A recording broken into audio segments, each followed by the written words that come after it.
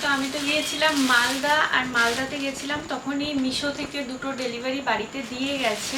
আমি আসলে কয়েকদিন ধরে বেশ কিছু কিছু জিনিস অর্ডার করেছিলাম, আর তার মধ্যে আমি একটা ব্যাগ অর্ডার করেছি, সেটাও চলে এসেছে, আর একটা ওয়ান পিস এসেছে। তো আমি তোমাদেরকে দেখাই যে ব্যাগটা কেমন এসেছে।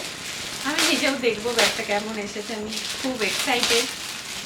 দুর্গাপুজো থেকেই আমি ব্যাগটা নিব ভাবছিলাম, কারণ এটা একটা ছোট ব্যাগ, আর এই সাইজের ব্যাগ আমার কাছে ছিল না।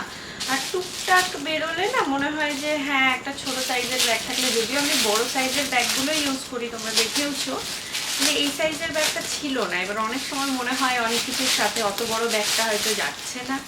তো আমি এই যে একটা ছোট পুচকিনি ব্যাগ নিয়েছি, যেটা ভালোই এসেছে, ভালোই তো এসেছে। এবার কেমন কি টিকবে আমি জানি না, কিন্তু ব্যাগটা আমার খুব ভালো লেগেছিল। দেখো কত ছোট, এই যে দুই সাইডে এরকম চেইন আর বেল্ট দেওয়া আছে, আর ব্যাগটা কিন্তু সত্যি খুব সুন্দর। আমি কাছ থেকে একবার দেখাই তোমাদের।